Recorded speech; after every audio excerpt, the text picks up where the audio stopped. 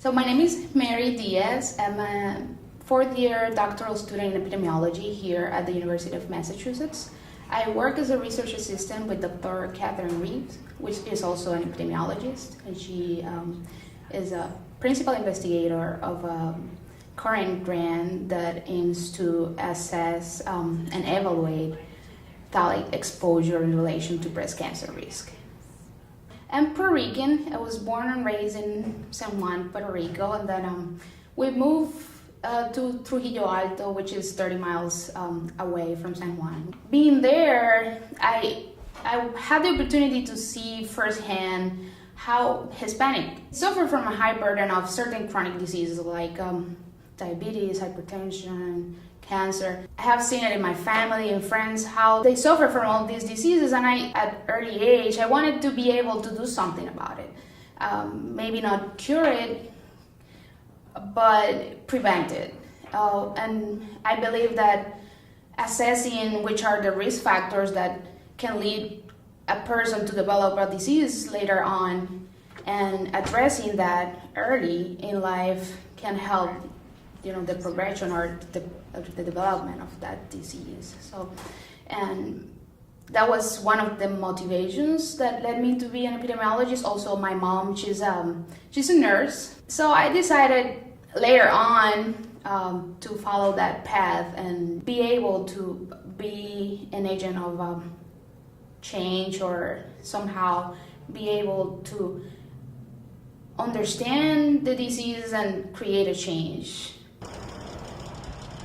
So epidemiology is a field of science that I like to think about it. We're kind of like investigators, private investigators of diseases.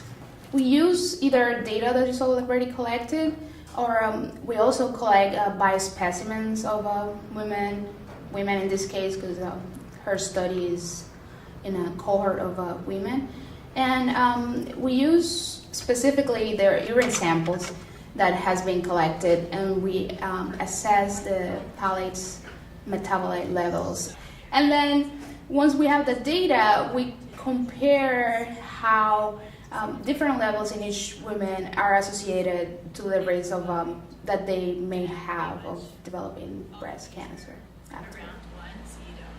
I have always seen in my mom how she can alleviate other people's pain, but being in the actual medical setting is not for me. I don't think I have the stomach to do it.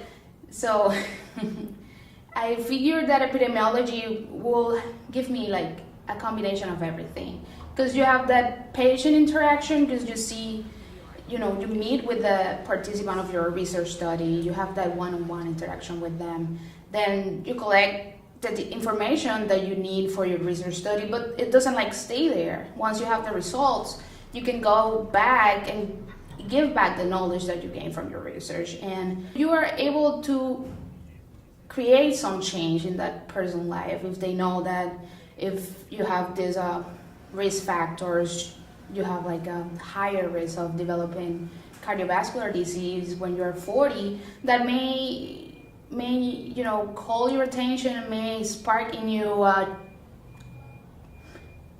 need for change the behavior that you're doing now in life. So I think with epidemiology, I can do a lot of different things, and I can be an agent of change in other people's life and somehow help improve their quality of life and health.